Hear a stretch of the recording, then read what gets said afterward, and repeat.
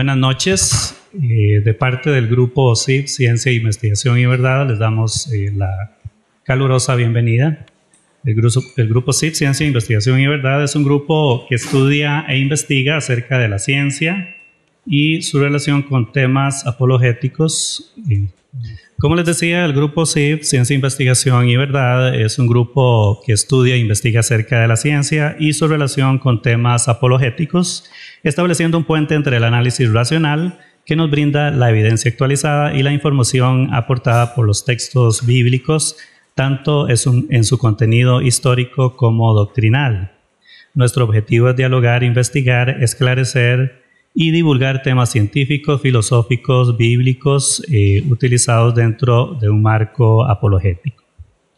Nuestra visión: buscar ser luz en un mundo confundido por la pseudociencia y la religión, superando ese estado de manipulación para alcanzar niveles de mayor análisis crítico y lógico, evidenciando la complementariedad entre la razón y la fe cristiana, que generalmente fueron interpretadas como dicotómicas y opuestas. Nuestra misión: dotar a las personas en general de herramientas teóricas que les permita una postura crítica frente a la desinformación generalmente aceptada, igualmente apoyar a las personas cristianas para que consoliden y defiendan su fe a la luz de la inerrancia bíblica y la evidencia científica y o filosófica, procurando promover el crecimiento general en la verdad. Damos gracias también a la editorial CRID, que nos ha ayudado para hacer posible esta presentación el día de hoy. Ha hecho posible que el día de hoy el señor Steve Richard Martins y Julián Andrés Castaño Peláez estén acá. Para hablar un poco sobre ellos, don Steve Martins es apologista, teólogo y conferencista, graduado y conferencista de York University, Toronto, Canadá. Tiene una maestría en apologética, Veritas Evangelical Seminary, de California, Estados Unidos. Él es especialista en religión comparativa, docente, conferencista y apologista titular y escritor del Ezra Institute. También él es fundador, director y conferencista de Nicene International Ministries, escritor y colaborador de la Coalición por el Evangelio y la Confraternidad Latinoamericana de Iglesias Reformadas. Es conferencista en la Universidad de las Indias Occidentales, Puerto España, Trinidad y Tobago. Tiene estudios complementarios en Christian Legal Institute de Londres, Canadá, y en el Creation College de Respuestas en Génesis, que se encuentra ubicada en Kentucky, Estados Unidos. Él tiene temas de investigación en las áreas de relación entre la razón y la fe, la confiabilidad de los textos bíblicos, la relación entre Cristo y la cultura, el problema del mal, la comparación entre el Islam, el hinduismo y el cristianismo. También en el tema de comparación entre el Corán y la Biblia, la aplicación de la ley bíblica y la apologética presuposicional. Les contaba también que tenemos la presencia de don Julián Andrés Castaño Peláez, quien es conferencista y uno de los maestros del estudio bíblico en español en la iglesia Westminster Chapel. Él tiene un grado técnico en Administración Financiera de la Institución Educativa Empresarial de Colombia, un diplomado en el Antiguo Testamento del Instituto de Expositores de Grace Community Church, y está estudiando para su licenciatura en Teología Cristiana en la Universidad Seminario Reformado Latinoamericano. Bueno, para darle un momento pase a don Steve, quiero comentarles que después de nuestro espacio de presentación vamos a tener finalmente un momento para lo que son consultas, dudas, comentarios, cualquier inquietud que ustedes tengan. Don Steve va a tomar la palabra Vamos a cerrar alrededor de las 7:25, 30, por ahí. Y entraremos en ese espacio en el cual vamos a rogar que sus inquietudes sean lo más concisas posibles, relacionadas específicamente al tema. Tratar de no irnos en otros temas. Tenemos toda una semana de conferencias en la que ustedes pueden consultar muchos otros temas, pero hoy recuerden que estamos hablando sobre Jesús y las demás religiones. Es el tema específico. Y bueno, sin más preámbulo, voy a darle paso a Don Steve. Bienvenido. Muchas gracias. Buenas noches a todos.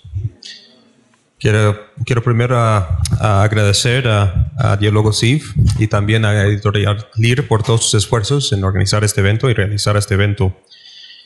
Siendo un visitante a Costa Rica, y mi amigo y yo hemos disfrutado mucho de su país y esperamos algún día regresar y para poder seguir descubriendo Costa Rica. Antes de comenzar, quisiera mencionar que anoche yo había hablado sobre la veracidad de la Biblia o la confiabilidad de la Biblia y hice algunas referencias a lo que yo estaría hablando hoy en día. La charla de esta tarde, de esta noche, es autocontenida de muchas maneras. Entonces no deberías preocuparte por no escuchar la charla de ayer. Pero lo que voy a hablar hoy expande mi argumento para la veracidad exclusiva de la fe cristiana, principalmente la imposibilidad de lo contrario. Ahora, esta noche me pidieron que hable sobre Jesús entre otros dioses, y es una charla que a menudo se solicita como resultado del pluralismo religioso que es prominente en el occidente y las preguntas que plantean, como por ejemplo, ¿cómo entendemos las afirmaciones del cristianismo en comparación a las afirmaciones de otras religiones? ¿Cómo debemos considerar la relación del cristianismo con la cultura dada la presencia de otras religiones en la sociedad? Y deberíamos considerar una síntesis para la preservación de la religión humana. La estructura y dirección social del occidente fue hace algunos siglos cristiana. Pero cuando el mundo occidental concentró su atención a las influencias del romanticismo y la ilustración, la primera enfocándose en la absolutización de los sentimientos del individuo, el último con la absolutización de la razón del hombre, el Dios cristiano fue considerado por el espíritu de cambio como el enemigo del verdadero progreso y realización. El hombre debía ser la medida de todas las cosas, y el Dios de la religión cristiana se interponía en su camino. El ateo francés Voltaire, por ejemplo, del siglo XVIII, creía que el primer paso hacia el progreso humano implicaba desechar la autoridad bíblica y la religión cristiana. Pero el racionalismo y la secularización de la vida humana que siguió al siglo XVIII dejaron a la humanidad no sin una religión, porque simplemente había adoptado la religión del humanismo, pero sí sin una espiritualidad. Y por esta razón, antes de la Primera Guerra Mundial, había un hambre, un clamor y un renovado interés en una espiritualidad para el occidente. Y esto culminó en el primer Parlamento de las Religiones del Mundo del 1893. Esta reunión se propuso por primera vez como la búsqueda del hombre por la verdad, donde los Bahá'í, los hindús, los sikhs, los cristianos y los musulmanes llegarían a algún acuerdo sobre la espiritualidad después de largas discusiones entre ellos. Pero esto era simplemente el amanecer del pluralismo religioso del occidente. El comienzo de todos los caminos religiosos llevan a Roma. Charles C. Bonney, portavoz del Parlamento Mundial de las Religiones, abrió la primera asamblea diciendo: este día el sol de una nueva era de paz y progreso religioso se eleva sobre el mundo, disipando las nubes oscuras de la lucha sectaria. Hoy florece una nueva flor en los jardines del pensamiento religioso, llenando el aire de su exquisito perfume. Este día nace una nueva fraternidad en el mundo del progreso humano para ayudar en la edificación del reino de Dios en los corazones de los hombres. La era y la flor y la fraternidad llevan un nombre. Es un nombre que alegrará los corazones de aquellos que adoran a Dios y aman al hombre en todos los climas. Los que escuchan su música con alegría lo hacen eco al sol y al flor. Es la hermandad de las religiones. Sin embargo, la Gran Guerra provocó una pausa momentánea en el Parlamento Mundial de las Religiones. Pero para su primera reunión había hecho lo suficiente para influir culturalmente la dirección del Occidente hacia un estado mental en que las religiones serían consideradas como iguales y actualmente donde las religiones podrían igualmente contribuir al desarrollo de la sociedad. Como escribe el erudito de filosofía Lenny Goodman en su libro Pluralism and Religious Values in the Public Sphere, la tesis pluralista dice: hay espacio en una sociedad para valores, prácticas y creencias divergentes, incluso en muchas áreas centrales de la preocupación humana. Desde un alejamiento de un orden social cristiano, el Occidente ha pasado de rechazar la verdad cristiana hacia sintetizarla con otras religiones diversas. El Cristo de los cristianos ha sido incluido con Mahoma, Krishna y Buda, y la Biblia con otros libros religiosos también. Pero como dije ayer y como digo hoy, esta noche, la veracidad de una declaración o afirmación de una religión no se basa en lo que la mayoría cree. La verdad no está determinada por la mayoría. Si buscamos conocer la verdad sobre Jesucristo, y eso es el tema de esta noche, y lo que el oeste pluralista han dicho de él, debemos recurrir a sus propias palabras y a sus propias obras. Y encontraremos que tanto su ser como sus palabras establecen los parámetros para los cuales podemos entender el mundo, proporcionándonos una verdadera filosofía de vida que consiste en una percepción correcta de la realidad, la moralidad y el conocimiento. Los escritores del Evangelio del primer siglo, Mateo, Marcos, Lucas y Juan, registraron las enseñanzas y los eventos de la vida de Jesús. En algunos de sus casos fueron testigos oculares y en otros casos entrevistaron a varios testigos oculares. Pero colectivamente los evangelios forman un registro histórico de Jesús que ha sido confirmado una y otra vez por evidencia extrabíblica. Aunque las palabras exactas de lo que se dijo en muchos de estos eventos pueden no haber sido escritas, el mismo mensaje se grabó y se encuentra en armonía en los 4 evangelios. Cuando un escritor prefiere usar el término reino de Dios, por ejemplo, el otro usa el término reino del cielo. Significan, sin embargo, lo mismo. Y cuando un escritor decide enfocarse principalmente en la persecución de Jesús por los 2 ladrones en la cruz, otro escritor decide concentrarse en el arrepentimiento posterior de uno de los ladrones.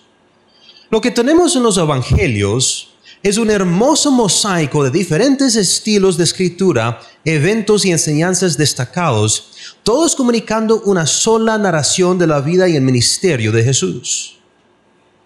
Un estudio de estos evangelios nos proporcionaría todo lo que necesitamos para aprender sobre la verdadera personalidad de Jesús y quién él dijo ser. Los eruditos del Nuevo Testamento Robert Bauman Jr. y Ed Komosiewski describen en su libro Putting Jesus in His Place que hay 5 rasgos principales de la vida de Jesús que se encuentran en los evangelios que afirman su afirmación de ser el Hijo de Dios. El primer rasgo es Jesús compartiendo los honores debidos a Dios. En el Evangelio de Mateo, por ejemplo, Jesús cita Deuteronomio capítulo 6, versículo 13, cuando fue tentado en el desierto. Al Señor tu Dios adorarás y a Él solo servirás. Pero en todo el Evangelio, leemos que Jesús fue el objeto de adoración. Cuando Jesús caminó sobre el agua, calmó el mar y salvó a Pedro, su discípulo, de ahogarse, Mateo escribe: entonces los que estaban en la barca se acercaron y lo adoraron, diciendo: verdaderamente tú eres Hijo de Dios. Y cuando Jesús les preguntó a los discípulos quiénes ellos creían que era, Simón Pedro confesó: tú eres el Cristo, el Hijo del Dios viviente. Y después de la resurrección corporal de Cristo, los discípulos se reunieron en un monte en Galilea y cuando lo vieron lo adoraron. Estos son algunos ejemplos de cómo Jesús compartió los honores debidos a Dios. El segundo rasgo es Jesús compartiendo los atributos de Dios. No solo es Jesús adorando adorado igual que Dios, sino que también lleva la naturaleza de Dios. Cuando Jesús habló con sus discípulos en Juan capítulo 14, versículo 9 a 10, Él dijo: hace ya tanto tiempo que estoy con ustedes y tú, Felipe, no me has conocido. El que me ha visto a mí, ha visto al Padre. Como entonces dices, muéstranos al Padre. ¿No crees que yo estoy en el Padre y que el Padre está en mí? Lo que Jesús estaba enseñando a sus discípulos fue que Él es la revelación perfecta del Padre, y por lo tanto, al haber visto a Jesús, los discípulos habían visto al Padre, quien es Dios. En otra conversación, Jesús instruyó a sus discípulos que Él existía antes de que naciera con carne humana, como leemos en Juan 16, versículo 28. Salí del Padre y he venido al mundo, otra vez dejo el mundo y voy al Padre. Al identificar a Jesús como el Logos, griego para el verbo, Juan capítulo 1, versículo 1 declara que Jesús ha sido desde el principio, tal como lo afirma Génesis capítulo 1, versículo 1, que el Logos estaba con Dios y que el Logos era Dios. Como escribe el comentarista Donald McLeod, el Hijo es el Logos y el Logos no tiene origen. También vemos que al ser capaz de convertir piedras en pan y multiplicar 5 panes para alimentar a 5,000 hombres y sus familias, Jesús muestra la omnipotencia de Dios. Y al percibir los pensamientos profundos de los fariseos cuando había sanado a un paralítico, Jesús también exhibe la omnisciencia de Dios, como encontramos en Marcos capítulo 2, versículo 8 a 9.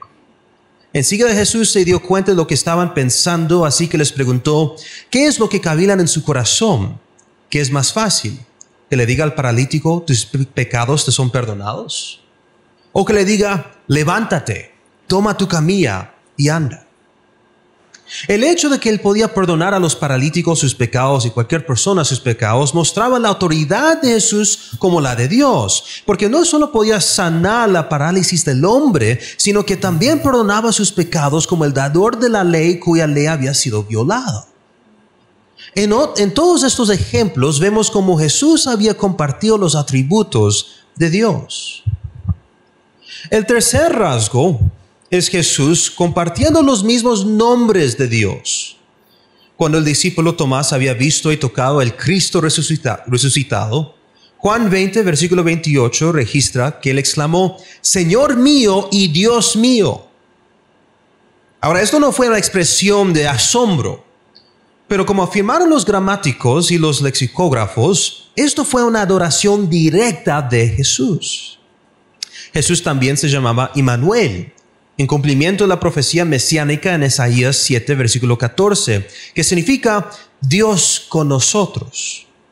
Jesús era el Hijo de Dios encarnado, habiendo entrado en el tiempo desde la eternidad y manteniendo su plena deidad mientras caminaba por la tierra como completamente humano. E incluso podemos considerar el ministerio de Juan el Bautista, preparando el camino para el Señor Jesús que se había predicho en Isaías 40, versículo 3. Una voz clama en el desierto: preparen el camino del Señor, enderecen en el páramo una calzada a nuestro Dios. En ninguna de estas circunstancias Jesús corrigió a sus seguidores y oyentes. De hecho, Él llegó a afirmar que era el gran yo soy, como está registrado en Juan 8, versículo 24, 28 y después 58. Estos fueron referencias directas a Éxodo capítulo 3, versículo 14, donde Dios le había dicho a Moisés que Él es el yo soy, el que soy. Estos son algunos ejemplos de cómo Jesús compartió los nombres de Dios. El cuarto rasgo es Jesús compartiendo los hechos que Dios hace. Como leemos en Juan capítulo 1, versículo 1, Jesús estaba en el principio con Dios, y todas las cosas fueron hechas por medio de Él. Esto significaba que Jesús estaba activo en la creación del cosmos, una actividad solo atribuible a Dios. Y en sus actos de milagros y sanidad, resucitando a los muertos, calmando las tormentas y mucho más. Lo que diferenció a Jesús de sus discípulos y los profetas del Antiguo Testamento fue que, donde sus seguidores y aquellos antes que Él tenían que apelar a Dios por el milagroso, Jesús fue la autoridad misma. Y dado que solo Dios puede proporcionar la salvación, en Juan capítulo 14, versículo 6, es asombradora que Jesús declara: yo soy el camino y la verdad y la vida. Nadie viene al Padre sino por mí. Y también vemos que en el libro de los Hechos, vemos con la primera comunidad cristiana que se refirió a la fe cristiana como parte del camino, como resultado, en el que se extendió Jesús es el único camino de salvación. Pero para aquellos que están familiarizados con el texto del Antiguo Testamento, Dios no comparte su gloria con nadie. En esto vemos cómo Jesús comparte los hechos que Dios hace, y Dios lo quiere así. Dios no es celoso cuando su Hijo afirma ser igual a Dios en ser y en sus hechos. En cambio, está deleitado, y así lo vemos en el Nuevo Testamento. Y por último, el quinto rasgo es Jesús compartiendo el trono de Dios. En el Evangelio de Marcos, cuando Jesús es juzgado por el Sanedrín judío, el sumo sacerdote Caifás le preguntó a Jesús: ¿eres tú el Cristo, el Hijo del Bendito? Jesús respondió: yo soy. Y ustedes verán al Hijo del Hombre sentado a la derecha del Poderoso y venir en las nubes del cielo. Lo que provocó que el sumo sacerdote rasgará su ropa y lo acusará de blasfemia. Aquí se pueden hacer dos puntos. Primero, el título Hijo del Hombre hace referencia a la profecía mesiánica en Daniel 7, versículo 13. De uno semejante a un hijo de hombre que en las nubes del cielo venía.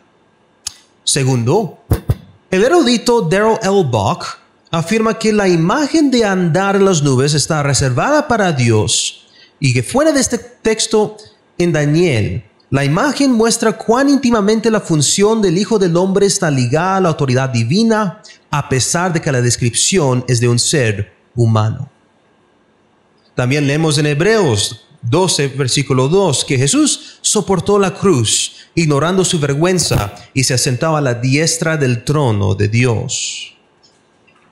Y así encontramos en la palabra de Dios que Jesús comparte los honores debidos a Dios, los atributos de Dios, los nombres de Dios, las obras de Dios y el asiento del trono de Dios.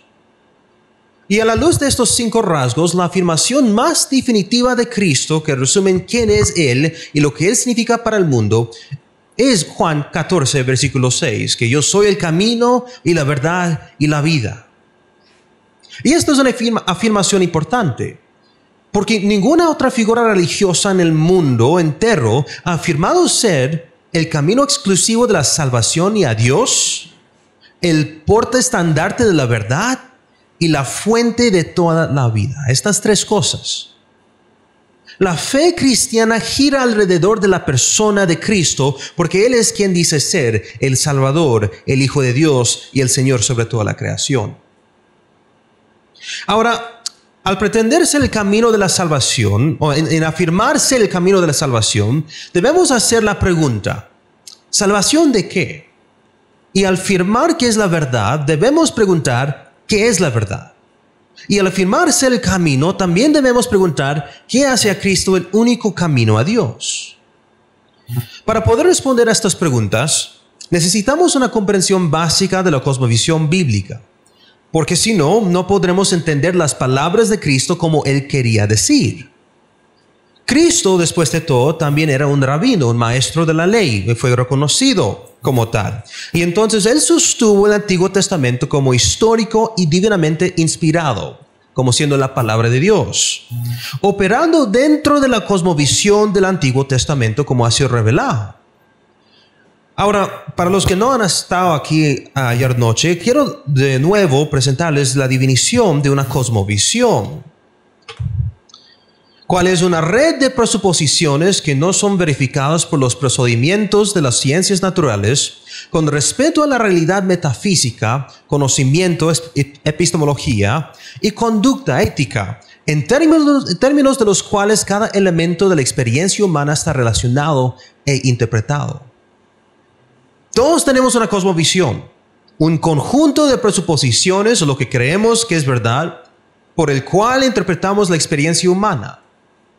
La cosmovisión bíblica es lo que la Escritura enseña a ser verdadera. La Biblia nos enseña que la humanidad fue creada en la imago Dei, la imagen de Dios. Y como tal, se le dio autoridad para gobernar la tierra sujeto al justo gobierno de Dios. El Adán y Eva históricos son los primeros padres de la humanidad y sabían desde el principio que Dios era el creador y que ellos eran parte de la creación. Hubo una clara distinción entre el creador y la creación, y esta distinción se mantiene a través de las Escrituras. Podríamos llamar a esto dosismo, y voy a tocar sobre esto más adelante. Decir que el hombre fue creado en la imago Dei, en la imagen de Dios, significa que se parecía a Dios tanto como la criatura posiblemente podría, pero no compartió de ninguna manera la misma esencia que el creador. Ahora, Adán y Eva recibieron la orden de no comer del fruto de un árbol, el árbol del conocimiento, y esto no se debió a que el árbol en sí mismo fuera místico o especial. Era un árbol como cualquier otro árbol. Esto se debe a que, al obedecer el mandato de Dios hacia este árbol natural y prohibido, ellos sabrían ser obedientes en sus interacciones con los otros aspectos de la creación de Dios. El verdadero acto de desobediencia no fue comer su fruto, sino la decisión de descartar la ley moral de Dios para que ellos pudieran determinar por sí mismos lo que es bien y lo que es malo. La caída de Adán y Eva, por lo tanto, está enraizada en su búsqueda de una completa independencia de Dios, y eso significó una independencia existencial, epistemológica y moral. Ser como Dios de una manera que no era apropiada por una criatura. Ahora, esta desobediencia es lo que la Biblia llama pecado, y este acto de pecado ha devastado la totalidad del ser del hombre. Como dice el teólogo Gerhardus Voss, el pecado ha causado una inversión radical en el hombre, porque como ha caído de lo que originalmente fue dispuesto, ha sido desviado de su verdadera naturaleza y destino, lo que le llevó a la desorganización y la muerte espiritual. En sus propias palabras, el proceso de disolución. Esto significa que en la caída de la justicia original, lo que tomó su lugar como el estado natural del hombre es la injusticia. Y esto viene con su maldición a que la tierra misma ha sido sometida. La condición caída del hombre, sin embargo, no es el juicio completo de Dios, no es solo parcial. Lo que nos espera es un juicio final para todos los que han pecado contra Dios, por haber quebrantado su ley que fue dada a Moisés, y que es revelado a través de su creación, lo que algunos teólogos llaman la ley creacional. La naturaleza justa de Dios requiere que se pague la sanción por infringir la ley, y la pena es la muerte. Entonces, la venida de Cristo no es solo para enseñarnos la verdadera justicia y la voluntad de Dios, sino para redimir y justificar al hombre según la ley, que él no sufrirá la ira de Dios en el día del juicio. Esta es la razón por la cual Cristo asumió la carne humana, para que pudiera tener éxito donde hemos fallado, para cumplir la ley cuando no podemos, para que a través de la crucifixión la ira de Dios reservada por los pecadores pueda ser puesta sobre el hombre perfecto y irreprensible. Él es la única persona en toda la historia humana que no tiene mancha, que no cometió un pecado y que vivió una vida perfectamente santa en la tierra. Como escribió el patrístico Atanasio, Cristo llevó a sí mismo un cuerpo humano incluso como el nuestro. Él no quería simplemente ser encarnado o simplemente aparecer. De haber sido así, podría haber revelado su divina majestad de alguna otra manera mejor. No, Él tomó nuestro cuerpo. Él, el poderoso, el creador de todos, preparó este cuerpo con la Virgen como templo para sí mismo y lo tomó como propio, como el instrumento por medio del cual Él fue conocido y en el cual habitó. Por lo tanto, tomando un cuerpo como el nuestro, porque todos nuestros cuerpos eran propensos a la corrupción de la muerte, rindió su cuerpo a la muerte en lugar de todos y se le ofreció al Padre. Esto lo hizo por amor por nosotros. Cristo, por lo tanto, ofrece salvación a todos los que se arrepienten de su pecado y se someten a su señorío. Que a través de su salvación el hombre no solo gana la posición correcta con Dios nuevamente, sino que recupera su verdadero propósito, el cual es interpretar correctamente la realidad creada hacia Dios, dedicar la creación y lo que es cultivado, es decir, la cultura, a Dios, y gobernar la creación sujeta a la palabra ley de Dios, que es la Biblia. Queda, sin embargo, la cuestión de la verdad. ¿Qué quiso decir Jesús, con verdad? Cuando fue interrogado por Poncio Pilato, Jesús dijo: yo para esto he nacido y para esto he venido al mundo, para dar testimonio de la verdad. Todo aquel que es de la verdad oye mi voz. Pilato respondió con una pregunta: ¿qué es la verdad? Y si su pregunta era genuina, él se habría quedado para la respuesta. La verdad es lo que es, y es exclusivo. Hacer una afirmación es negar lo contrario. Cristo vino a afirmar la verdad del Antiguo Testamento, que todos somos, de hecho, la creación de Dios, creados en la imago Dei. También afirmó nuestra condición de caída y la inevitable hostilidad que tenemos hacia Dios como resultado de nuestra caída. Pero Él no vino solo para testificar a la verdad de las cosas fuera de sí mismo. Él vino como la encarnación misma de la verdad. La verdad es algo personal. Así como había venido como Dios el Salvador, también había venido como Dios el Creador, ya que todas las cosas en la realidad creada solo pueden interpretarse correctamente cuando su palabra se conoce como autoridad última. En otras palabras, Dios ha establecido la verdad y su verdad se revela a través de su palabra, revelación especial, y a través de la creación, revelación natural, como una revelación unificada. La naturaleza de la verdad misma está determinada por el carácter lógicamente consistente de Dios, nuestro Creador. La palabra del Creador, por lo tanto, es verdadera. Porque no solo creó Dios todas las cosas, sino que según el apóstol Pablo en Colosenses 1, versículo 17, Él existía antes de todas las cosas y por Él se mantiene todo en orden. La percepción correcta, verdadera de la realidad, del conocimiento y de la ética es lo que Dios ha establecido. Y podemos obtener esa percepción si nos rendimos a la palabra de Dios como la autoridad última para todo conocimiento. Todas las demás filosofías de la vida, porque eso es lo que constituye una filosofía de la vida, son falsas percepciones de la realidad, el conocimiento y la ética. Incluso si intentamos llegar a la verdad independientemente de Dios, no podemos evitar suprimir la verdad como resultado de nuestra naturaleza pecaminosa. Eso es lo que nos enseña Romanos capítulo 1, versículo 18. Y esta es la razón por la cual la palabra de Dios es la única interpretación autoritaria de la realidad. Porque solo al alinear nuestras presuposiciones con la verdad de la palabra de Dios, podemos percibir correctamente el mundo tal como es. Finalmente llegamos a la pregunta: ¿qué hace a Cristo el único camino a Dios? Aparte de ser Dios mismo como parte del triuno Dios, también es el único capaz de construir un puente entre el hombre y Dios. En el jardín, desde el principio, en Edén, cuando la humanidad había pecado, había cortado su conexión relacional con Dios. Esto significó que, por sí mismo, el hombre nunca podrá razonar a su manera de regreso al Dios bíblico. Su rebelión pecaminosa le impidió hacerlo.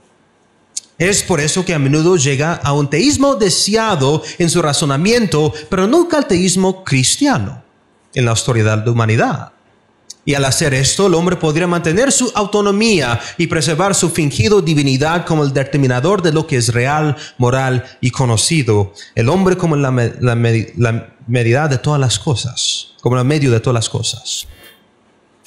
Cuando llegamos al teísmo cristiano, esto no es por nuestra propia voluntad, sino más bien Dios quien nos rescata de nuestro estado de ceguera e impotencia. Y habiendo sido renovado desde dentro, con nuestros ojos siendo abiertos a la verdad, nosotros podemos renunciar a nuestra pretendida autonomía y abrazar a Dios como el Señor sobre todos, incluso sobre nuestro pensamiento. Por el medio por el cual esto es posible es en la persona de Cristo. Eso es solo posible a través de Jesucristo, el Hijo de Dios, quien no solo construye un puente intelectualmente entre el hombre y Dios, como proporcionando la interpretación autoritaria de la realidad, sino también relacionalmente. Dada la naturaleza santa y justa de Dios, el hombre pecador no puede compartir su presencia con Dios porque lo mataría. Podemos usar la analogía del sol. Podemos ver la luz del día cuando caminamos por la faz de la tierra, pero no podemos ver el sol directamente, nos ciega. Ahora imagina que si estuvieras más cerca del sol, su calor nos mataría. La santidad de Dios puede compararse con la intensidad del sol, pero incluso el sol como objeto creado no alcanza la intensidad de la santidad de Dios. Y como resultado, para que el hombre pueda caminar de nuevo en la presencia de Dios, tenía que ser rectificado nuevamente. Su pecado tuvo que ser tratado. Y en su libro sobre la encarnación, Atanasio escribió que solo la asunción de la humanidad por alguien que es el mismo completamente divino podría producir un cambio en este estado de criatura. Al volverse humano y vivir una vida humana, el Verbo divino, quien es en sí mismo la verdadera imagen de Dios, restauró la imagen de Dios que está estropeado en nosotros. Si Cristo fuera menos que Dios en su esencia, entonces la salvación sería imposible, porque ninguna criatura creada podría librarnos de nuestra condición caída y llevarnos a la vida y a la posición correcta con Dios. Solo alguien igual a Dios puede ser el Salvador del hombre, y no solo igual, sino misma en sustancia, porque la palabra de Dios nos enseña que solo hay un Dios verdadero. Esto es lo que Jesús quiso decir al afirmar en ser el camino, la verdad y la vida. Él establece los parámetros por los cuales podemos entender el mundo, proporcionándonos una verdadera filosofía de vida y llamándonos a responder a la verdad. ¿Cómo ahora comparamos la persona de Cristo y sus enseñanzas con otras cosmovisiones religiosas? Bueno, aquellos que a menudo se oponen a las afirmaciones exclusivas de Cristo, como intolerantes o irrespetuosas hacia otras religiones, están haciendo eco al tren de pensamiento de las religiones orientales, muchas de las cuales han influenciado el pensamiento occidental moderno, particularmente con el relativismo. Ahora, dada la cantidad de tiempo que tengo esta noche, obviamente no voy a poder tocar sobre todas las religiones, y estoy limitado a seleccionar solo dos cosmovisiones religiosas que son las más representativas de las religiones orientales. Y estas son el hinduismo y el budismo. El primero emergió más temprano en la historia y el segundo se desarrolló del hinduismo. En las religiones orientales no existe tal cosa como una verdad absoluta. Y esto se debe a que la verdad es relativa. Puede tener varios significados, incluso opuestos que se contradigan entre sí. Tú puedes ser Dios y no Dios. Tú puedes ser real y no real. Tú puedes ser consciente y no consciente. Entonces las afirmaciones de Cristo, como Él las proclamó, no son aceptadas tal como son, sino que se reinterpretan para conformarlo a la cosmovisión oriental. Y por esta razón Él es venerado como uno de los muchos dioses, o como un bodhisattva, un Buda en el proceso. Volveremos a la naturaleza de la verdad en el pensamiento oriental, pero por ahora voy a desconstruir la esencia central de la cosmovisión hindú. El hinduismo pasó por tres fases de desarrollo religioso. Estas se llaman la fase védica, la fase vedántica y la fase bhakti. La fase védica comenzó alrededor del año 1500 a.C. y se caracterizó por requisitos legales y rituales que fueron administrados por el sacerdocio de los brahmanes como el casta más alto. Y cada miembro del sistema de castas tenía que cumplir con su deber religioso para escapar del ciclo eterno de reencarnación. Y para la mayoría esto significaba que solo la casta más alta, que eran los brahmanes, estaban más cerca de escapar del samsara, la reencarnación. Este esquema elitista de la práctica religiosa condujo a revoluciones y reformas por parte de las castas inferiores, lo que llevó a la fase vedántica del año 500 a.C. Esta segunda fase se caracterizó por diversas formas de abstinencia, meditación y yoga, que podrían ser practicados por todos los miembros de las castas. El objetivo de estas prácticas místicas era llegar a la verdadera realización de la identidad Atman Brahman. Esto significa reconocer la identidad personal de uno como una ilusión, porque no somos más que extensiones del Dios impersonal Brahman. Y lograr esta realización abrirá la puerta para escapar del ciclo de la reencarnación y permitir que el alma se reúna con la unidad del universo Brahman. Brahman es el Dios impersonal del hinduismo. No es una persona, no es un individuo, es esencialmente panteísta, omnipresente, a veces referido como el alma del mundo. Y para simplificar esto para ustedes, el panteísmo simplemente es el concepto que Dios es todo y todo es Dios. Entonces, para el hindú, Brahman es todo y todo es Brahman. Y esta filosofía se considera como la Advaita Vedanta, en la cual Advaita significa no dual. En otras palabras, no hay distinción ni división entre los diferentes aspectos de la realidad. Todo es uno. Y sin embargo, el término uno no es apropiado porque como número es diferente de los números 2, 3 y 4. En esencia, no pueden haber tales distinciones dentro de Advaita. Ahora, esta fase mística del hinduismo se conoce como el camino del conocimiento, Jnana Marga, una libertad de la ilusión de Maya, que es la obra mágica de Brahman y una obtención del conocimiento de la realidad. O para ponerlo más simple, las facultades intelectuales, psicológicas y religiosas del hombre no son en realidad extensiones de la entidad impersonal de Brahman, sino más bien manifestaciones juguetonas. Como un titiritero cuya mano está en el títere. El titiritero puede hacer reír a los títeres, hacerles gritar y moverse, pero todos sabemos que el títere no es realmente autónomo. En cambio, la mano humana dentro del títere está moviendo el títere para actuar y comunicarse. De la misma manera, nuestras emociones, intelecto y comportamiento son el juego coordinado de Brahman, pero no es Brahman mismo. Es una ilusión. Es Maya, la palabra asociada con la magia. Como dice el erudito de religión Dr. Whitford Corduan, en uno de mis profesores, podemos pensar en Maya como la imagen creada por un proyector de cine o como un sueño experiencialmente real pero insustancial. Si nos sumergimos en la proyección o en el sueño como realidad genuina, viviremos en la ignorancia, avidya, y este estado nos impedirá encontrar la verdadera realidad y así mantenernos confinados al ciclo del samsara, la reencarnación. En otras palabras, lo que es Brahman es real y lo que no es Brahman es meramente Maya, una ilusión, la obra mágica que surge de Brahman. Solo por ver la ilusión y lo real detrás de la ilusión uno se puede escapar de la reencarnación. Pero esto no fue el único medio de la salvación que encontramos dentro del hinduismo y lo que se desarrolló más adelante.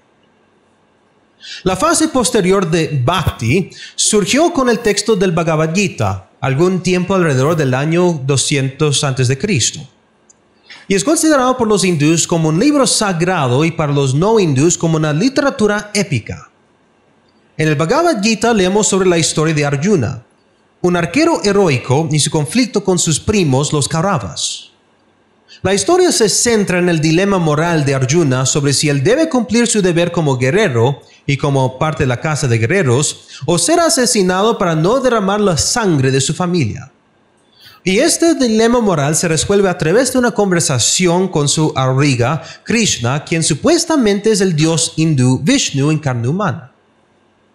Volveremos al Bhagavad Gita por un momento, pero por ahora quiero simplemente decir que el texto retrata la devoción personal hacia un Dios como base suficiente para que el hombre pueda escapar del ciclo de la regeneración. Y esto es lo que significa el término Bhakti, el camino de la devoción, Bhakti Marga. El hinduismo contemporáneo por lo tanto, es un subproducto de estas tres fases históricas. Pero en su esencia siempre ha mantenido lo siguiente. El Dios impersonal Brahman es To y To es el Dios impersonal Brahman. Esto es una unidad completa sin distinciones y cualquier distinción percibida dentro del universo es meramente maya, las ilusiones juguetonas de Brahman. En la cosmovisión hindú, no hay distinción entre el creador y la creación. No hay dualismo según la filosofía de Advaita Vedanta. Todo es uno. El término que podría usarse para describir esta falta de distinción es el unoísmo. Es un término acuñado por el erudito Peter Jones, autor del libro 1 o 2, Viendo un mundo de diferencia. Y en el concepto simplemente no es nuevo, sino se encuentra en el Nuevo Testamento en Romanos capítulo 1, que divide a la humanidad en dos grupos. Aquellos que adoran correctamente al Creador como totalmente distinto de la creación, doceísmo, y aquellos que adoran y deifican erróneamente la creación, unoísmo. El hinduismo cae bajo este último. La cosmovisión unoísta afirma lo siguiente, explícita o implícitamente. Todo es uno y todo es divino. No hay un Dios externo y la espiritualidad está en nosotros mismos y en el universo que nos rodea. La humanidad es una y todos comparten el poder divino. Si todos nos unimos, podemos llevar al mundo a un nuevo nivel de felicidad y paz. Las religiones son una, y cada religión tiene algo de verdad. Si los reunimos todos, descubriremos una verdadera espiritualidad, el principal impulso del pluralismo religioso hoy en día en el occidente. El problema con la humanidad es que debemos recordar que somos uno. Las distinciones como el blanco y negro nos alejan de la verdadera unidad y de espiritualidad y cualquier otro color. La solución es que miramos dentro de nosotros mismos para encontrar el poder y el equilibrio unificador. Nos convertimos en espirituales a medida que experimentamos la unidad de todas las cosas y nos perdemos en el todo. Esto es esencialmente una forma de humanismo religioso porque en esencia el hombre es deificado. Puede haber millones de dioses dentro del panteón hindú y todos pueden ser superiores en fuerza y poder al hombre, pero también son simplemente extensiones del Dios impersonal Brahman. Esto significa, según el hinduismo, también somos pequeños dioses. Como dijo un ex católico que se convirtió al hinduismo, mientras que el cristianismo dice arrepiéntanse, son pecadores, el hinduismo dice despierten, son divinos. Ahora hay problemas obvios con la cosmovisión panteísta y unoísta. En primer lugar, las precondiciones para la inteligibilidad se pierden dentro del hinduismo. O para decirlo más claramente, las leyes de la lógica y la razón que se utilizan para explicar la religión hindú se pierden porque no hay absolutos en un mundo que sea simplemente un Dios impersonal sin distinciones. No hay verdadero y falso, ni bien ni mal, ni luz ni oscuridad, ni hombre ni mujer. No hay distinciones y dentro de tal cosmovisión todo se descompone. La comunicación ya no es posible. La información en cualquier forma ya no es información, solo datos brutos de una uniformidad que no tienen ningún significado.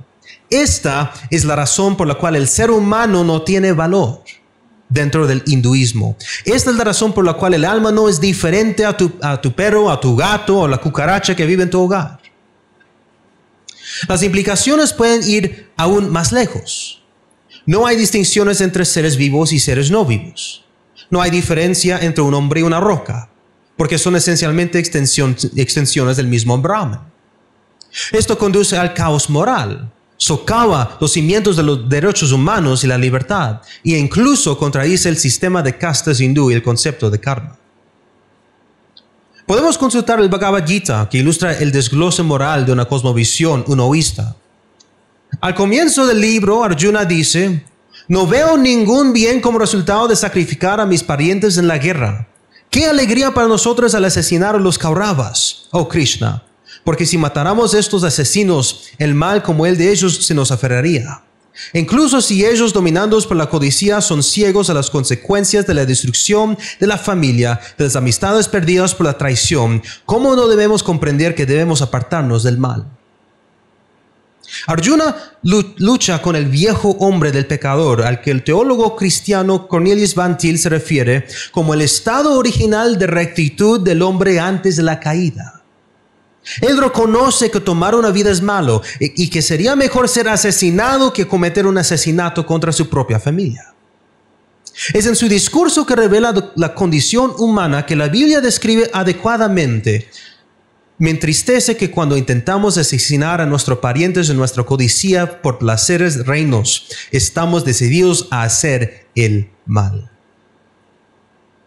En este momento, Krishna, el auriga, aún no se revela como el Dios Vishnu encarnado, y en su diálogo en la Bhagavad Gita aconseja a Arjuna sobre lo que es importante. Cumplir con el deber de uno y al hacerlo, ser indiferente en cuanto a si una acción es moral o inmoral.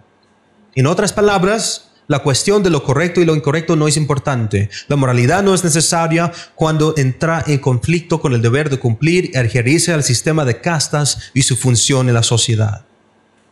Y es en el capítulo 11 donde Krishna finalmente revela su verdadera naturaleza, viendo que solo con la autoridad de un Dios se puede persuadir a Arjuna a tomar las armas.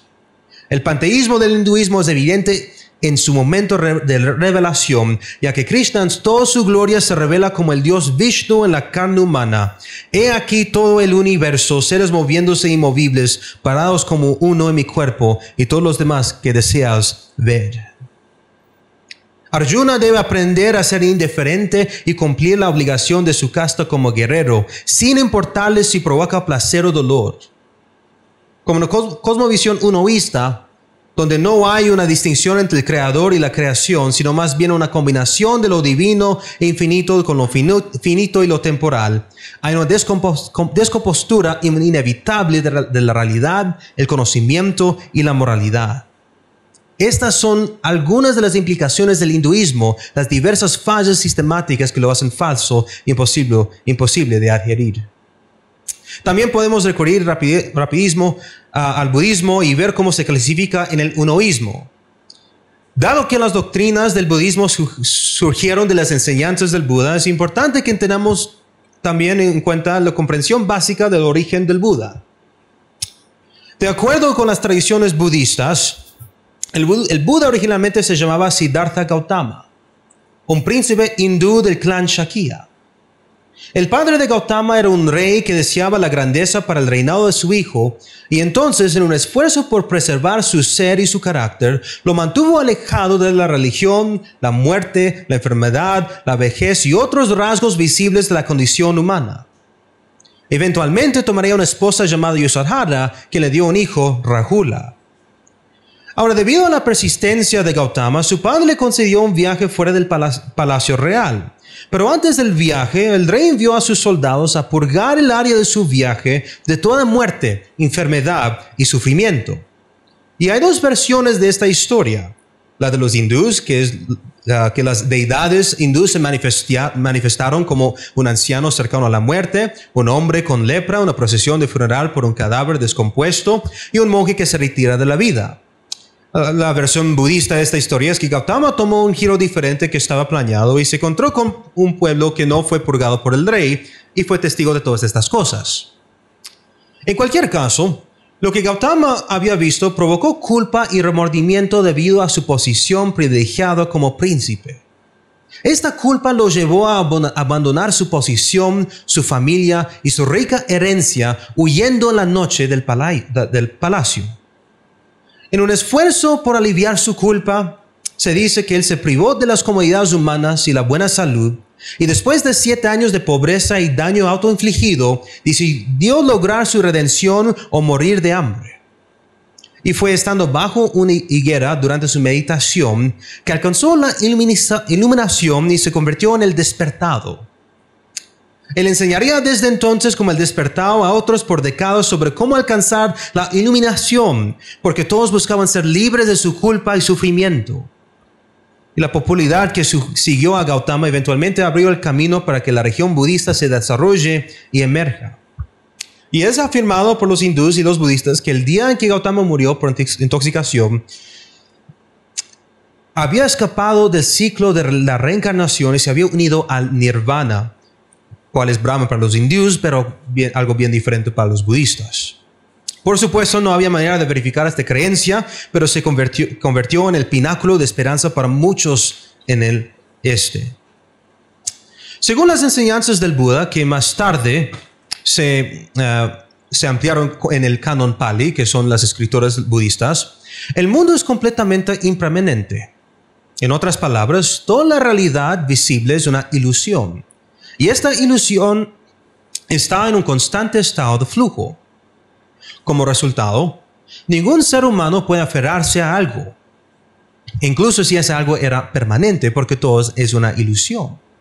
Esta causa un gran sufrimiento, porque nosotros que no existimos nos aferramos a algo que es temporal. Y la solución, según Gautama, era internalizar la verdad de nuestra no existencia, y al hacerlo podríamos escapar del ciclo de reencarnación y unirnos con Nirvana. El Nirvana es una unidad que se describe como una nada, pero que no se puede explicar completamente porque trasciende completamente el lenguaje humano.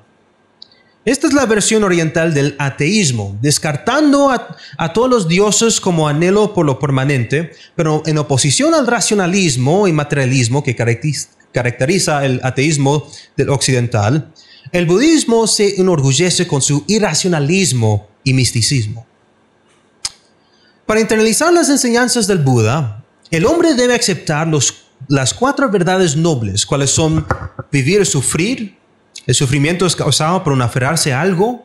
Para eliminar el sufrimiento hay que eliminar el anhelo de aferrarse, y se puede eliminar el anhelo siguiendo la ruta octava. Y la ruta octava consiste en lo siguiente: la visión correcta, la intención correcta, el discurso correcto, la acción correcta, el sustento correcto, el esfuerzo correcto, la atención correcta y la concentración correcta. Pero si todo es verdaderamente una ilusión, ¿cómo podemos estar seguros de lo que enseña el Buda? ¿No es el propio Buda una ilusión? ¿No es su práctica religiosa y su enseñanza una manifestación de la no existencia? Si lo único que es eterno es la nada del nirvana, ¿no es contradictorio aferrarse a las 4 verdades nobles? ¿No es el sufrimiento causado por el anhelo de aferrarse a algo? Estas son las preguntas que somos obligados a formular, y esto fue el tipo de preguntas que Buda, el Gautama, tuvo que enfrentar. En uno de sus diálogos sobre la cumbre de la conciencia humana, Gautama afirma que hay una cumbre y en el mismo sentido hay varias. Un cumbre hay varias. Y como resultado de esta contradicción, sus seguidores le preguntaron si esta filosofía o ciertos aspectos de esta filosofía debe considerarse verdadera y todos los demás falsos. Y la respuesta de Gautama, como el despertado, no satisface al investigador, en que dice: no hay beneficio, no se preocupa con la norma, no se refiere a la ruta octava, no se redunda el conocimiento real, ni a la comprensión de las etapas superiores del camino, ni en nirvana. Por lo tanto es que no expreso ninguna opinión al respecto. Esencialmente, para evitar la cuestión de la exclusividad, o incluso para evitar implicar la inclusividad, Gautama decide permanecer en silencio. Para un maestro sabio del este que supuestamente alcanzó la iluminación, esto es una afirmación vergonzosa. Él se niega a hacer cualquier afirmación de verdad y se niega a afirmar su enseñanza como absolutamente verdadera. ¿Por qué entonces considerar sus enseñanzas? Pero entonces esto sería consistente con la cosmovisión budista. Todo es una ilusión, y por lo tanto sus enseñanzas son también una ilusión. No puede haber distinciones dentro de una cosmovisión unoísta en la que todo sea uno, una gran nada nirvana. No debemos esperar, por lo tanto, que se apliquen las leyes de la lógica, porque fuera de la cosmovisión bíblica, las leyes de la lógica y el razonamiento no pueden ser justificados. No hay forma de dar sentido a la lógica y la verdad fuera del ser del Dios bíblico, que es la fuente de todas las formas de la lógica y quien es en sí mismo la verdad. Hay un gran contraste entre el budismo y el cristianismo. Ahora reconozco que esta charla ha sido pesada y larga y estoy tratando de procesarlo bien rápidamente. Y usted podría estar listo para decir, bueno, eso es bien fácil descartar las religiones del Oriente. Pero, ¿qué pasa con las religiones occidentales, como el Islam? Y solo voy a ver el Islam. Es después de todo muy similar al cristianismo. Permítanme explicarles por qué el Islam, que se presenta como una cosmovisión dosista, preservando la distinción del creador y la creación, es en realidad una cosmovisión unoísta.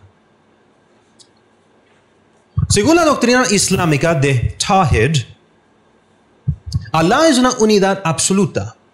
Es la unidad y la singularidad de Allah lo que hace al Islam en la mente del musulmán la forma más pura del monoteísmo.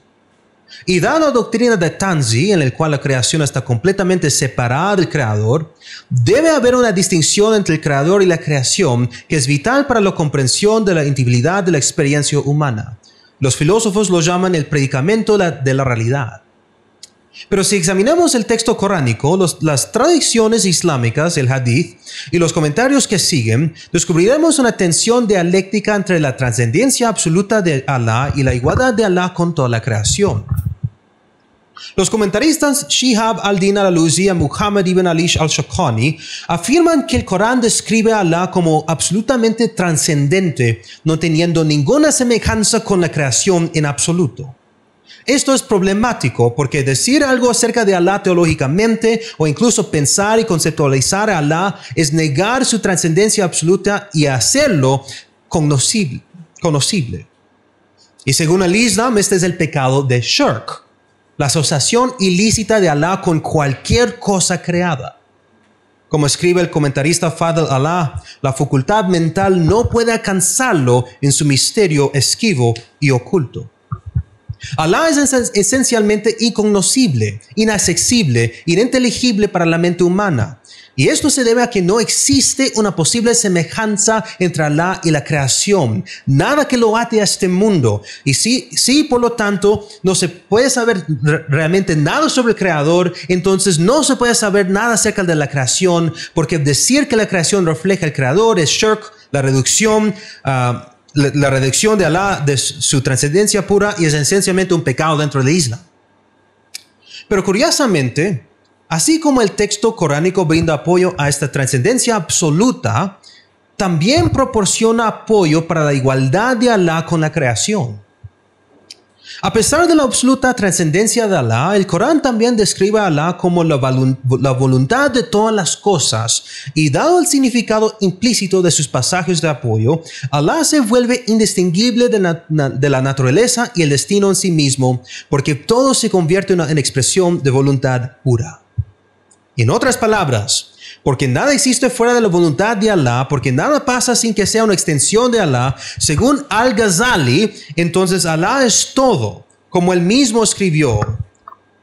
De hecho, no hay nada en existencia excepto Dios y sus actos, porque todo lo que está ahí fuera de él es su acto. Los místicos pueden ver visualmente que no hay otro ser en el mundo que no sea Dios, y que la faz de todo es perecedera excepto su rostro. De hecho, todo lo que no sea él, considerado en sí mismo, es el no ser puro. Por lo tanto, nada es excepto el Dios Todopoderoso y su rostro, refiriéndose a Allah. Esta es la razón por la cual no importa dónde te encuentres ni a dónde podrás ir, allá encontrarás el rostro de Allah, según Surah 2, ayat 115 en el Corán. Todas las cosas que no sean Allah es el no ser, pero por lo tanto, toda la realidad creada debe ser Allah. Confuso, yo entiendo, yo sé. Esta afirmación sería rápidamente debatida por cualquier musulmán. Pero estas palabras escritas articulan el pensamiento de los primeros musulmanes y el progreso de la interpretación coránica. El Islam es, por lo tanto, una incómoda síntesis del monoteísmo puro y el panteísmo, teniendo problemas en ambos extremos. Que Allah sea absolutamente trascendente hace que toda la realidad creada sea incognoscible. Y que Allah sea uno con todo es hacer que la realidad sea ininteligible. El Islam intenta copiar la cosmovisión cristiana como dosista, pero falla en exhibir la distinción entre el creador y la creación, y por lo tanto es unoísta por implicación. Si Mahoma hubiera conocido o aceptado el hecho de que su Corán estaba en conflicto con la Torá y con el Evangelio, que el Corán mismo considera como autoridades por encima de sí mismo, Sura 10, ayat 94, el Islam nunca se habría desarrollado. El Corán puede hacer afirmaciones bien similares a las de la Biblia, pero al verificar sus afirmaciones, cae plano sobre su rostro, exhibiendo sus diversas inconsistencias internas. Al final, al comparar estas tres cosmovisiones religiosas del hinduismo, el budismo y el islam, que en términos de sus inconsistencias internas son representativas de otras religiones mundiales, y al considerar las afirmaciones de Cristo y la cosmovisión de la que se basan sus afirmaciones, es solo de acuerdo con las presuposiciones de la palabra de Dios, la Biblia, que somos capaces de dar sentido a la realidad, de hacer sentido de la realidad. La cosmovisión cristiana corresponde a la realidad, es coherente, es consistente, exhibe la distinción entre el creador y la creación, y como tal podemos dar sentido a las distinciones, la inteligibilidad y el significado de la experiencia humana. Para decirlo de manera simple, las afirmaciones de Cristo y por lo tanto del cristianismo son absolutamente ciertas debido a la imposibilidad de lo contrario. Cristo es Dios encarnado y da la imposibilidad de otras cosmovisiones religiosas. Él es innegablemente el camino, la verdad y la vida. Él afirmó serlo y podemos tomarlo por su palabra y verificar que así es. Como escribió el filósofo cristiano Van Til, Cornelis Van Til, ahora de hecho siento que toda la historia y la civilización serían inteligibles para mí si no fuera por mi creencia en Dios. Tan cierto es esto que propongo argumentar que menos que Dios está detrás de todo, no podrás encontrar significado en nada. Krishna, quien no existió históricamente, Siddhartha Gautama, quien se cree que es un mito, Mahoma, quien no puede ser confirmado históricamente, y todas las demás figuras religiosas no pueden compararse con la singularidad y realidad radiante de Jesucristo, lo que él significa para nuestro mundo caído.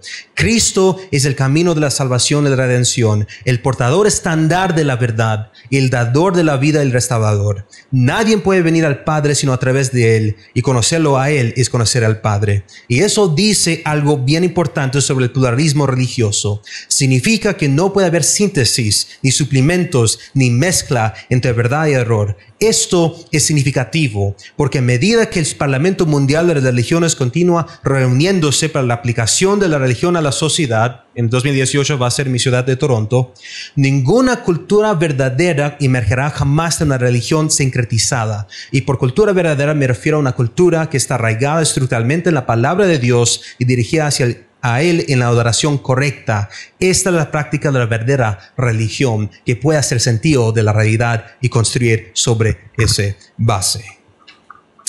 Entonces, para concluir, ya sea que es una cultura islámica, una cultura hindú, una cultura humanista secular, una cultura pluralista religiosa, solo hay dos cosmovisiones que subyacen la cultura. Y estos dos están en conflicto. Es la cosmovisión unoísta de la adoración de la creación y la cosmovisión dosista de la adoración del Creador. Muchas gracias.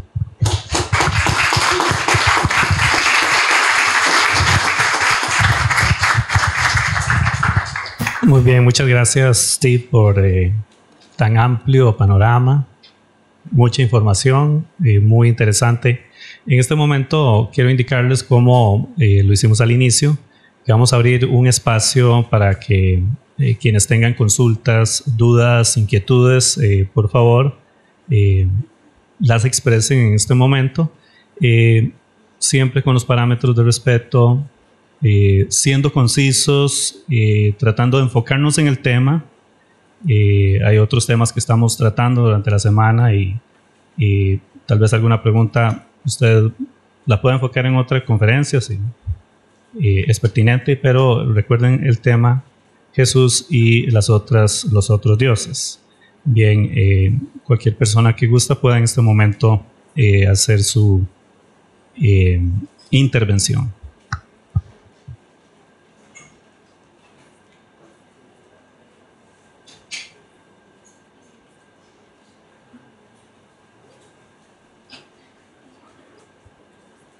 Vamos a tener un micrófono por acá para cualquiera que quiera expresar alguna opinión, pregunta, etcétera.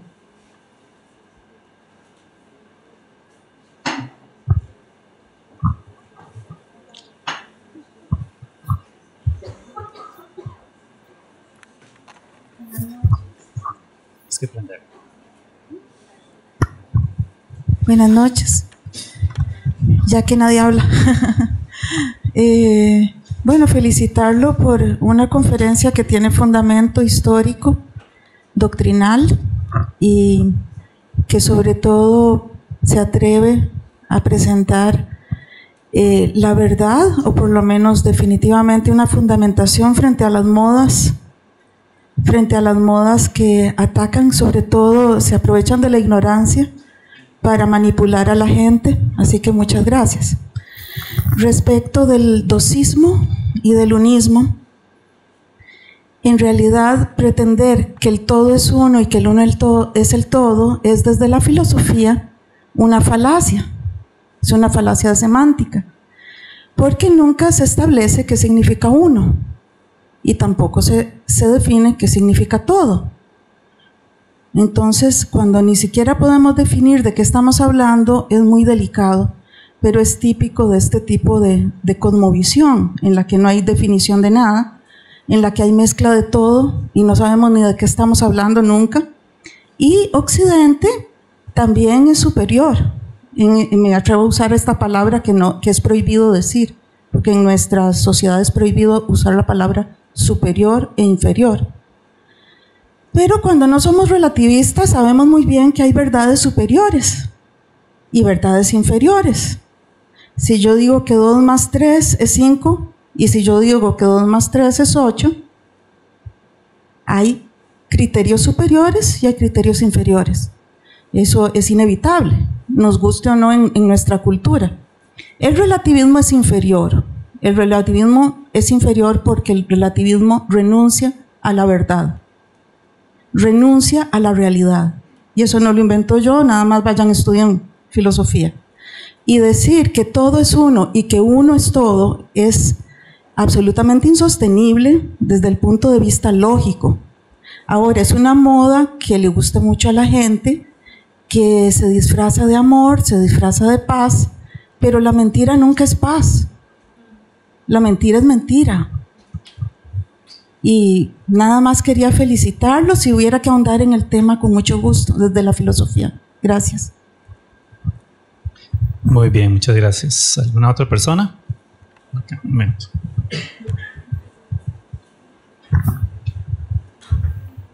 ¿Quién levantó la mano primero? Buenas. Bueno, yo tengo un comentario que quizá va en contra de muchos pensamientos por aquí, pero el asunto es cómo usted puede sostener la idea de docismo según, digamos, si según su mismo criterio, ¿verdad? Está relacionando el hecho de que no puede existir una creación, vamos a ver, basada en un asunto como el que usted argumentó, donde Dios es todopoderoso, omnisapiente y omnisciente y digamos, bueno, resumámoslo en todopoderoso, donde ahí usted ya lo separa del hombre, pero a la vez lo une con que es el hombre es semejante a Dios. Entonces, digamos, ahí me queda como un asunto de que usted está realmente cayendo en el unoísmo que usted dijo, ¿verdad? Entonces, de hecho, si usted lee la parte que mencionó del Islam, es sumamente parecido a los argumentos que utilizan normalmente los cristianos, por ponerlo así. También tengo otro comentario por ahí, que sería el hecho de cómo usted puede estudiar algo desde ese mismo algo si es caer en un paradigma, digamos, es estar metido adentro del mismo tema y no visualizarlo desde una perspectiva externa, digamos, en el caso de las matemáticas, la física y demás, siempre se llega a un estudio por fuera intentando evitar totalmente, digamos, el argumento y comprobar, digamos, lo contrario, que es básicamente así es el principio del método científico. Gracias. Una muy buena pregunta y me alegro que estabas poniendo atención a la charla esta noche. Me alegro y sí entendí tu pregunta y hay mucha similitud entre el Islam y el cristianismo en la superficie cuando uno no está leyendo específicamente los textos del Corán y de la escritura. La escritura, si lo vemos y lo estudiamos bien, en ninguna parte muestra que el hombre creado en la imagen de Dios, que tiene la misma esencia de Dios. Dios no está compartiendo su misma esencia de ser con el hombre. El hombre es creado, es una creación, es una criatura. Dios mismo sigue siendo creador.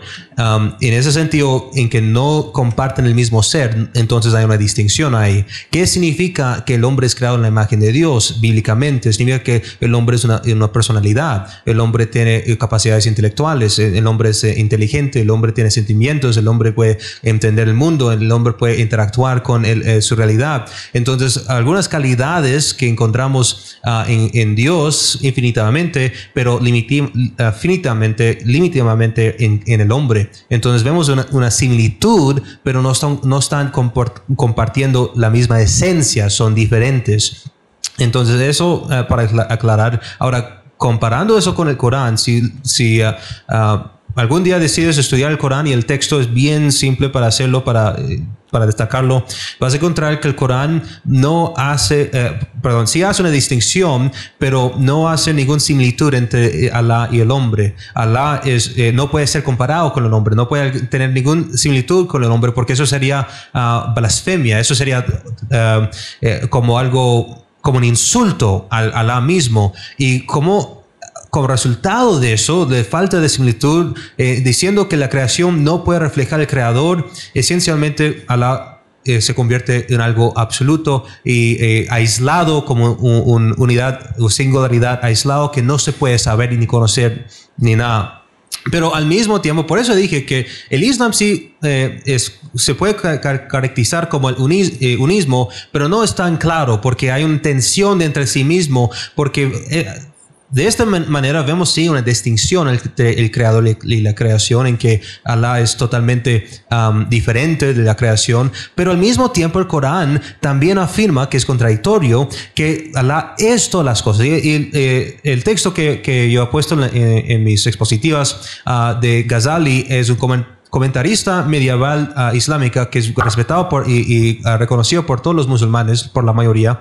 Y eso fue el pensamiento en la interpretación islámica del Corán. Esto no soy el cristiano simplemente tratando de cambiar la interpretación o sacar una interpretación que me conviene. Estoy simplemente viendo qué dijeron los musulmanes. Eso es lo que dijeron. Y por cuenta de lo que dijeron, está presentando la religión, la cosmovisión de Islam como panteísta, pero obviamente vemos, pero como así, también dice que hay una distinción, hay un conflicto, hay una contradicción dentro de esa misma cosmovisión, un conflicto y contradicción que no encontramos en el cristianismo, como es retratado en la Biblia. Solamente para complementar la primera pregunta que Steven acaba de responder, una de las grandes contradicciones o diferencias que encontramos entre el Dios de la Biblia y el Dios del Corán radica en el hecho de que la Biblia no solamente enseña que Dios es trascendente, sino que habla que se llama inmanente. Conoce el cristianismo como la doctrina de la inmanencia, y es que Dios no solamente es un Dios apartado, separado de su creación, que la creación es creación de Dios, pero que la creación no hace parte, no es una extensión de Dios, pero también nos habla de que Dios es un Dios inmanente, un Dios que está relacionado constantemente con su creación, que no cabe un cabello de nuestra cabeza sin que Él lo permita, es un Dios que está íntimamente relacionado con su creación. Eso hace peculiarmente distinto al cristianismo del Islam. Voy a decir eso con mucho cuidado. Nosotros en ciertos aspectos podemos estar de acuerdo en cuanto al Dios creacional con el Islam, y luego con mucho cuidado, pero la piedra de tropiezo entre el Islam y el cristianismo es Dios Hijo. Cristo es la piedra de tropiezo, Cristo es lo que hace la diferencia entre lo que es la religión verdadera y la religión falsa. voy a utilizar algo que dijo C.S. Lewis, un escritor cristiano inglés, el escritor de las Crónicas de Narnia. Él dijo, Cristo era lo que verdaderamente dijo ser, pero era el más grande mentiroso que ha existido en la tierra. Y Cristo dijo que Él era la verdad, y eso es una declaración totalmente exclusiva. Y nosotros como creyentes no creemos que la verdad sea un concepto abstracto, la verdad es una persona y es Jesucristo. Sé que tienes la segunda pregunta que no te hemos respondido. Para ponerlo bien simple, todas las personas tienen una cosmovisión, creencias, presuposiciones de lo que es la realidad. Entonces, nadie puede realísticamente estudiar los hechos y la evidencia del mundo con un pensamiento neutral. Ya traemos ideas y creencias de lo que es la realidad, y según esas ideas es como interpretamos los hechos y las evidencias. Entonces lo que tenemos que hacer es tomar cada cosmovisión como una unidad, ver las presuposiciones de esa cosmovisión y ver si pueden hacer sentido de la realidad, si puede corresponder a la realidad, si son consistentes, si hay tal vez una contradicción entre ellas para mostrar que no pueden ser sostenidos como una cosmovisión realista. Entonces no se puede ver cualquier evidencia o hecho neutralmente, pero sí tenemos que reconocer ese hecho, que todos tenemos una cosmovisión, entonces todos somos religiosos de una u otra manera.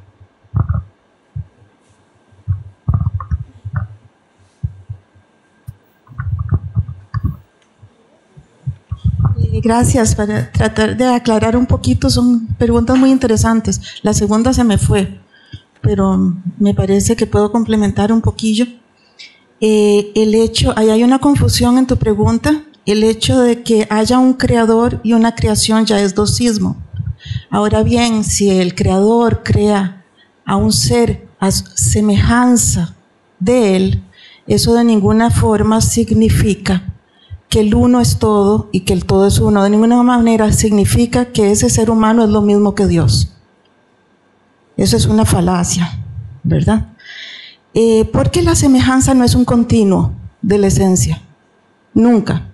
Y la semejanza, al contrario, nos deja claro que hay dos.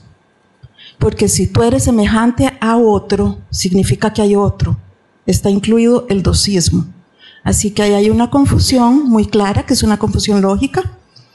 Y en el cristianismo yo he tratado de buscar las contradicciones de ese tipo, no las he encontrado, es absolutamente consistente.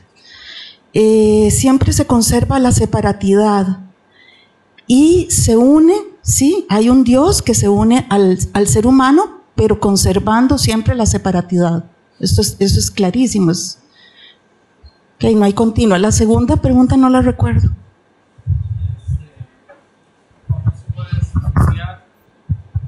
¿Cómo se puede estudiar, digamos, de manera objetiva la religión si ya usted como estudiante de esa religión ya está dentro de un paradigma, ya está metido en ella, digamos?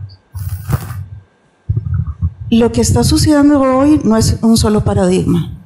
Lo que está sucediendo hoy es claramente la comparación entre distintos paradigmas. Por supuesto que tenés que estudiar las religiones desde distintos paradigmas, y es allí donde podés constatar lo que es superior, es decir, ¿qué significa superior? Significa más integrado, más completo, más consistente, más coherente y además con pruebas y convergencias desde diferentes ángulos. Eso es lo que es superior. Y cuando estudias diferentes religiones, lo cual es muy deseable, puedes llegar fácilmente a esa conclusión. Entonces, tenés toda la razón en que podríamos pecar de falacia de circularidad si solo nos basamos en una sola cosmovisión. Pero lo que estamos aquí es rompiendo ese esquema. Es haciendo una relación comparativa y bastante fiable hasta donde veo los datos. Es bastante interesante, no sé. Muy bien, por acá teníamos otras personas. ¿Quién alzó la mano primero? Es un poco difícil. Muy bien. Buenas. Yo le comprendí y comparto toda la exposición. Mi pregunta tiene un objetivo más práctico, porque constantemente encuentro personas que reclaman ataques al cristianismo y aborrecen el exclusivismo que el cristianismo demanda, el versículo de San Juan 14:6, y eso está teniendo incluso repercusiones políticas en Costa Rica, y el reclamo por el Estado laico y todas las secuelas que eso trae. Mi pregunta para efectos prácticos: ¿cómo le explicamos a un costarricense promedio, común, de clase trabajadora, cómo le ponemos en palabras populares lo más que se pueda esto que hemos compartido hoy? Porque yo quisiera como asimilarlo desde usted, que es la fuente de esta conferencia, de una manera que yo pueda, por decirlo así, traducírselo más sencillamente a la persona que me dice, no estoy de acuerdo con el cristianismo, ¿por qué Jesús sí y por qué lo que yo creo no? Y lo converso a menudo con un sobrino que adoptó el hinduismo, un sobrino político, y es un reclamo que ellos hacen muy fuerte. Entonces, ¿cómo le dice usted a una persona común que no ha estudiado teología, ni filosofía, ni nada de esto, lo que ha hablado hoy?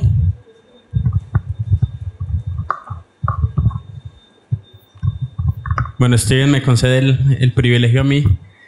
Se nos pasó a decirlo de entrada, creo que ya es tarde para hacerlo.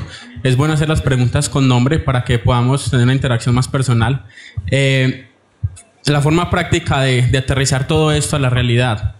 Yo creo que la Biblia es una respuesta muy clara, nos dan respuestas muy claras para eso, en el aspecto y en el sentido de que la mera declaración de que aceptamos la pluralidad del cristianismo es totalmente exclusivo y no aceptamos esa declaración y pedimos tolerancia, filosóficamente no existe ni un solo argumento para pedir tolerancia que no sea intolerable. Partiendo de ese punto de partida. Ahora, ¿qué nos muestra el mensaje del cristianismo? ¿Qué es lo más poderoso que nosotros tenemos? No es la razón, no son los argumentos, no es la lógica, que son herramientas que usamos y podemos echar mano de ellos. La herramienta más fuerte que tenemos los creyentes es el Evangelio. Dice Romanos 1:16 que el Evangelio es poder de Dios para salvación. Así que yo puedo convencer a una persona de que está equivocada, yo puedo convencer a una persona de que yo le gano el debate, yo puedo convencer a una persona de que mis argumentos son más pesados, más lógicos, más coherentes, porque la cosmovisión cristiana lleva todo eso, pero eso no lo habrá convertido. Hay que predicarle la verdad del Evangelio, y como decía el apóstol Pablo, me he rehusado a los corintios a hablar de otra cosa que no sea de Cristo crucificado. Porque Cristo es poder de Dios. Cristo es una locura para los que se pierden, pero para los que salvan es poder de Dios. Así que prediquemos a Cristo, hablemos de Cristo y exaltemos a Cristo, porque nada más puede cambiar la nación. Muy bien, ¿alguna otra persona?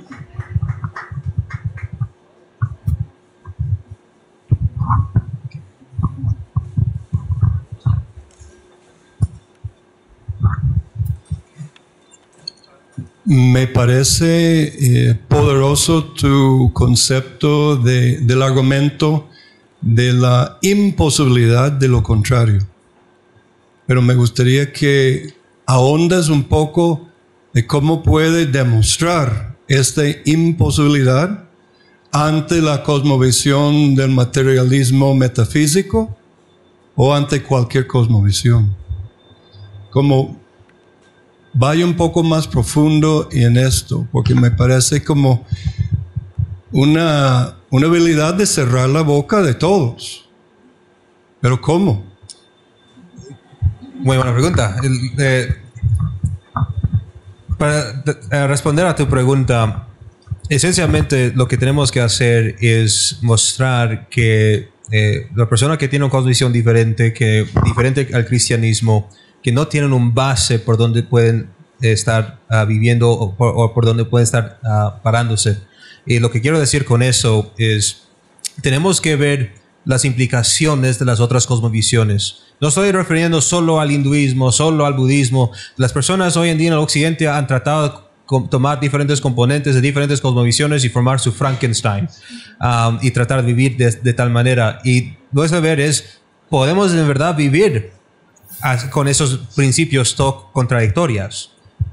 Nosotros vivimos de tal manera, y tenemos que mostrar eso, nosotros vivimos de tal manera que estamos presuponiendo al Dios en nuestra vida, el Dios bíblico, en que estamos siempre esperando la uniformidad en la realidad. Por ejemplo, yo sé que si muevo mi mano hacia aquí, lo voy a tocar a Julián. Yo sé que si tiro esta botella de agua se va a ir por el aire y caerse en el suelo. Yo ya sé qué va a pasar en la realidad. Y la pregunta esencialmente para el que está en contra o no cree en el cristianismo y las leyes creacionales de Dios es ¿cómo hacemos sentido de la uniformidad? Queremos esencialmente mostrarles que vivir consistentemente con sus presuposiciones es imposible. Entonces, un ateo, un materialista que cree, por ejemplo, solo en el empiricismo, ¿cómo puede entonces hacer sentido del amor entre su esposa y él? O con sus hijos. ¿Cómo puede hacer sentido de teorías que están en su mente y que no se pueden comprobar empíricamente? No estoy refiriendo a probar teorías, estoy refiriendo que el hecho que tienen una teoría en su mente y que están pensando y que en verdad son lo que son. Una personalidad que tiene algunas preferencias. Tenemos que hacer estas preguntas, ver exactamente dónde están siendo arbitrariamente, dónde están siendo arbitrarios, dónde están siendo consistentes o inconsistentes, dónde están siendo obedientes a sus presuposiciones y desobedientes, no viviendo de tal manera. Entonces, nuestro trabajo o una conversación es buscar qué creen y en verdad si están viviendo consistentemente con sus creencias y mostrar exactamente el desacuerdo cuando lo encontramos y explicarle lo que crees, lo que profeses creer y lo que profeses como sus presuposiciones es contrario a la manera que vives y piensas en el mundo creado de Dios. Muy bien, tenemos ya mucha limitación en el tiempo, pero una intervención más. Había alguien más en la fila, creo que me indicaron. ¿Está bien? Ok. Hola, mi nombre es Carolina. En realidad tengo mucha confusión en este momento. Yo no soy cristiana y es mucha información al mismo tiempo. Lo que tal vez mi mayor preocupación es ¿cuál sería entonces el ideal? Si las otras religiones no son verdaderas según el argumento porque no hacen lógica, o sea, no porque se contradicen. Lo ideal sería entonces que abandonemos todas las otras religiones y todos adoptemos el cristianismo. ¿Qué pasaría con las manifestaciones culturales que traen esas religiones? Y si ustedes piensan que hay o sea, ¿cómo llegaríamos a ese mundo ideal? Tengo muchas preguntas, en realidad soy muy confundida, pero más o menos esa es mi principal preocupación y entonces que acabamos con, o sea, queremos erradicar todas las otras religiones porque no tienen... Solamente para cerrar, Carolina, y cuando quieras terminamos acá, afuera vamos a estar y con todo gusto podemos hablar más sobre el tema. Quiero cerrar con una frase de un teólogo que menciona que ninguna cultura está por encima de su religión. Y creo que tenemos ejemplos claros de muchas naciones acerca de esto. Una religión pobre, una nación pobre. Aquellas naciones, por lo general nosotros aquí cuando estamos siempre miramos para el norte, que vemos como esos pilares, esos ejemplos a seguir. Si vemos con más objetividad, vemos que han sido naciones que han querido abrazar más principios culturales que han comenzado a surgir nuevamente del neopaganismo y abandonar la riqueza judeocristiana. Son países que están colapsando moralmente. Así que el ideal de este lado de la tierra sería una utopía. La realidad es que nosotros debemos vivir con la realidad como creyentes, con la realidad de que Cristo reina sobre la creación y que hay muchas cosas que no están como deberían estar, pero tampoco están como estarán. Cristo finalmente transformará toda su creación, pero esa creación comienza con un cambio interno, con un arrepentimiento y venir a conocer a Cristo como persona. Entonces, cuando yo comienzo a transformarme internamente por medio de la conversión al cristianismo, eso transforma a mi familia, eso transforma a mi vecindario. Un vecindario en el que definitivamente las personas no se roben las cosas, respeten la propiedad privada. Todo ese tipo de cosas comienza a hacer un cambio en una sociedad. Para una sociedad donde no hay valores absolutos, donde la razón es la deidad más adorada, ahí todo comienza a ser relativo, porque lo que es verdad para usted puede ser mentira para su vecino y tenemos todos esos conflictos. Solamente para terminar, termino con una frase de Hodge. Dice, el racionalista no se siente comprendido a creer todo lo que enseñan los escritores sagrados. Es trigo todo aquello que la razón ve por su propia luz como verdadero. Se siente y tiene que rechazar como paja lo que la razón no puede comprender y no puede demostrar como cierto. Nuestro deber, nuestro privilegio y nuestra seguridad están en creer, no en conocer, en confiar en Dios y no en nuestro entendimiento. Son dignos de compasión los que no tienen un maestro más digno que la confianza de ellos mismos. Mucho del daño que vemos en nuestras culturas y que se le arraiga al cristianismo es por culpa de cierto cristianismo, no del cristianismo. A mucha gente se le ha enseñado que cuando entren a la iglesia, no que se quiten el sombrero y no que se quitan la cabeza, pero eso no es cristianismo, ¿ok?